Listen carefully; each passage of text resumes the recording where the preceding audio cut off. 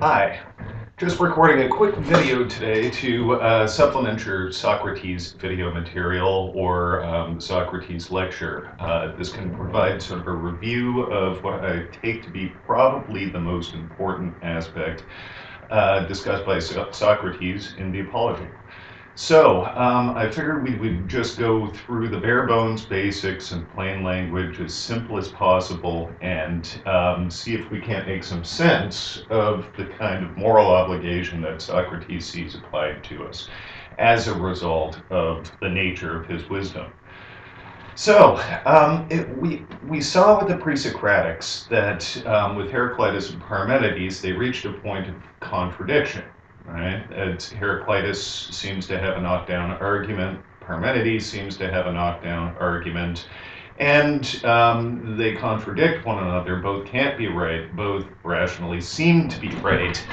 But this leads the ancient Athenians to a position where they become fairly skeptical about the power of reason to unlock the secrets of the universe. And if, in a sense, we cannot know the truth, in what sense can we be obligated by something that we don't know? Right? Think of it just conversationally, just in terms of morality. When you bump into somebody, you're straight off the hook if you say, whoa, geez, I'm sorry. I didn't see you there. I didn't know you were there. Right? So, in a sense, largely our ignorance provides some degree of excuse for us. But what Socrates wants to point out, right, is that even though we don't know the truth, right, we can still act in accordance with the obligation stemming from this truth. Right? So he starts from basically the same position that the sophists do. Remember, they claim man is the measure of all things, things that are that they are, and things that are not that they are not, and they make the weaker side of the argument appear the stronger side of the argument. Now, from what we know of sophists, these were thinking men, right? These were smart people that had studied the old masters, that studied mathematics and astronomy and that sort of thing. These were experts. But with regard to morality, they held this position that the right thing to do is to persuade people so that you can get your way. How are they able to hold that kind of position? Well, since they've studied the theory that came before them, they know very well that we don't know the truth. And again, if we don't know it, in what sense can it obligate us? Socrates starts from exactly the same point. He's the wisest man in Athens because he alone knows that he knows nothing. In fact, on the bottom of your page 27 is this important passage after he's gone through his investigation, starting with the public figures and political and moral experts, moving on to the poets and moving on to the craftsmen. What he found is that in many cases, these people think themselves to be wise, and in fact act like they're wise in terms of wielding power, and they use this supposed wisdom as justification for their actions. But in fact, under critical rational scrutiny, that wisdom that they hold turns out to be a puff of smoke. They don't really know. They're unable to give an account of, they're unable to support their opinions or beliefs with reasons. So it cannot hold as knowledge.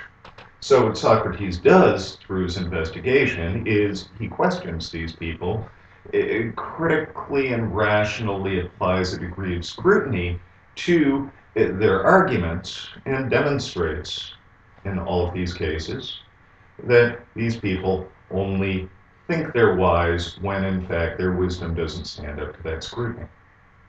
Well, what I take this to be, and I've had several conversations with other scholars about this, is, well, sort of an exemplar status. Basically what Socrates is doing through his investigation is showing us what we should do. And it becomes clear on this little passage at the bottom of 27, right, where he's providing the results of his investigation.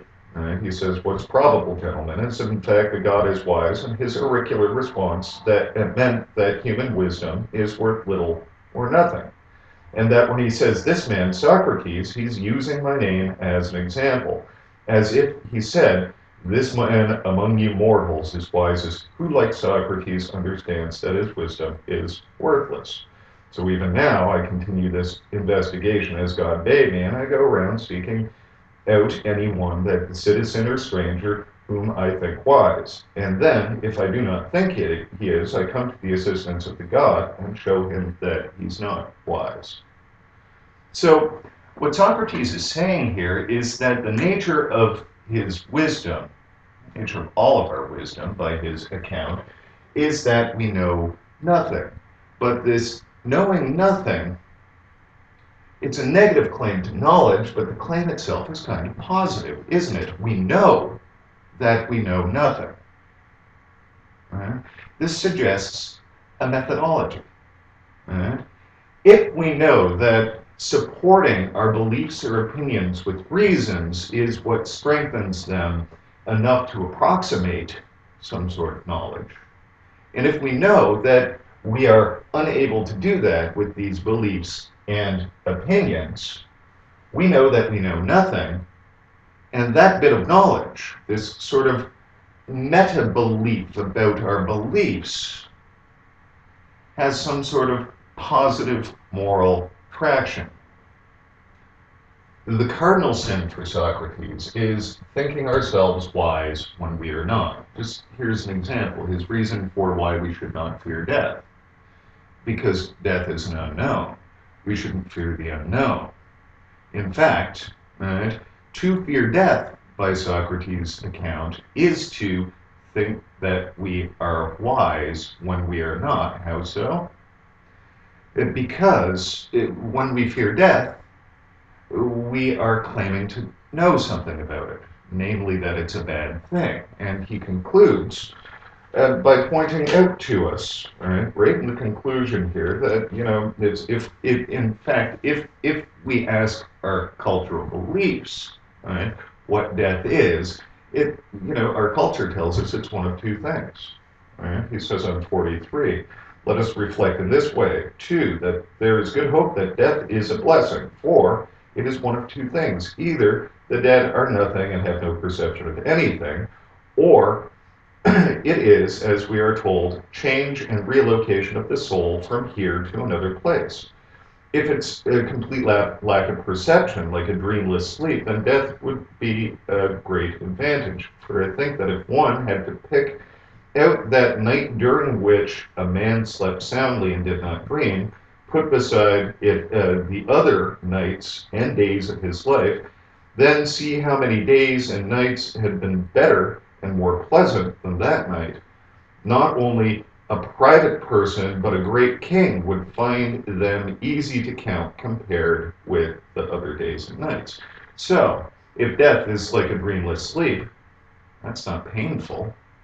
And in fact, it's quite tranquil, isn't it?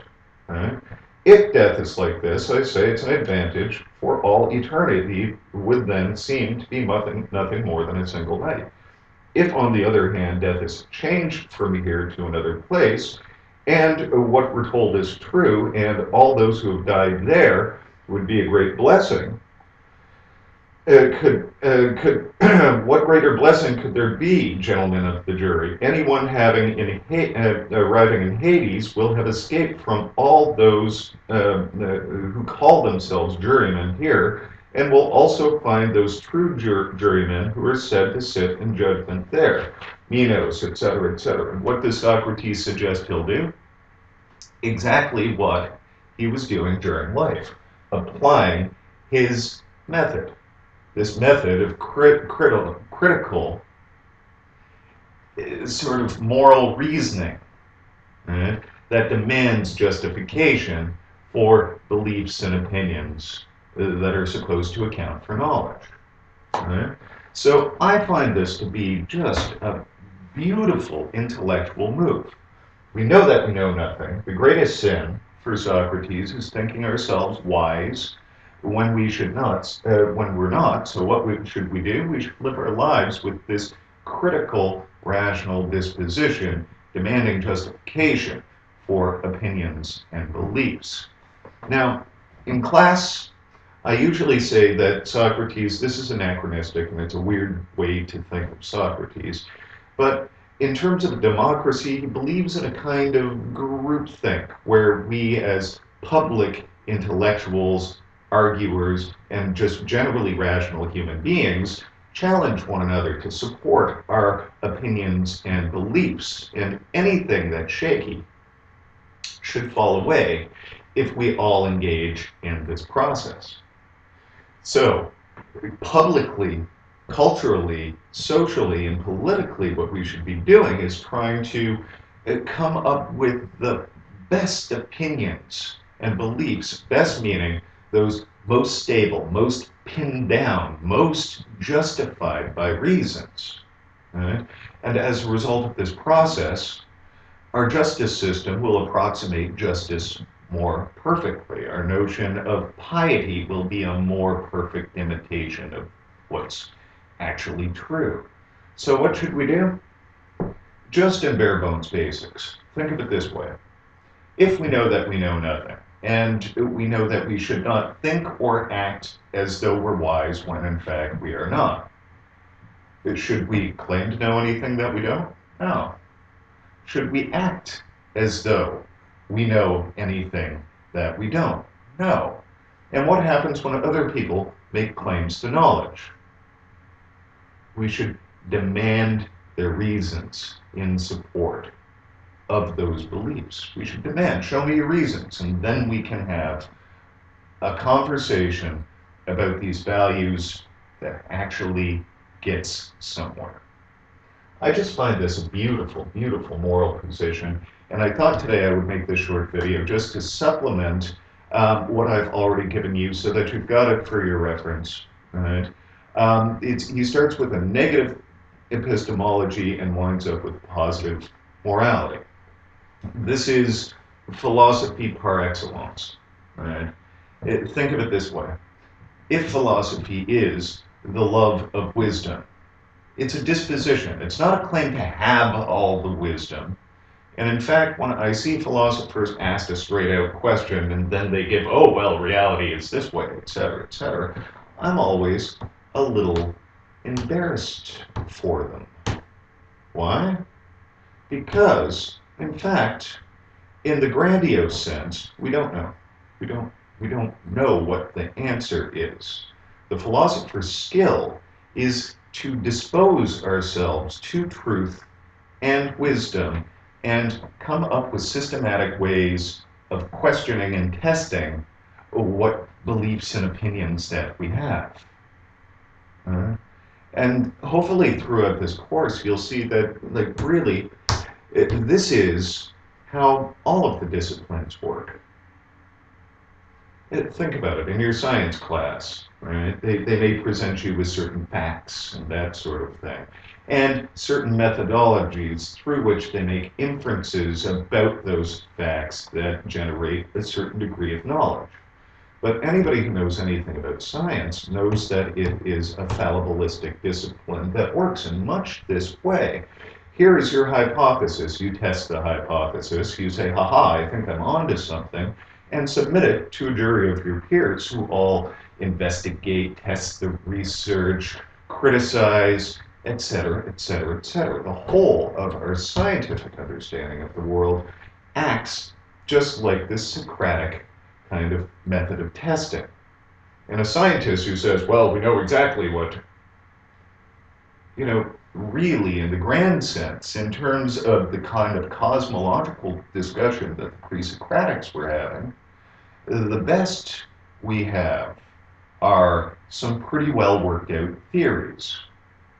You'll find a really tentative edge to just about any knowledge claim, even in our much vaunted, experimental and theoretical sciences. Right? So what you'll find, like even if you look at either of the series Cosmos, right, the Carl Sagan one or the Tyson one, these days, what you'll find are that rather than absolute truths enshrined in the heavens, etc., even with the thought chip flying around, that sort of thing, what we have are evidentiary claims, which are themselves subject to critique and revision. Interestingly, each and every one of those programs actually draws a timeline. First we believed, then that was tested, and then we generated a new form of understanding, and that was tested and supplanted by something new, right? So we don't have all the answers, right? What Socrates has described here is a methodology that's not only theoretical, not only scientific, but moral, cultural, and political as well. Right? Through this methodology, we at least define the purpose of life as something that's beyond just trying to get what we want. Hopefully that helps. And I will talk to you in the future. Thanks, guys.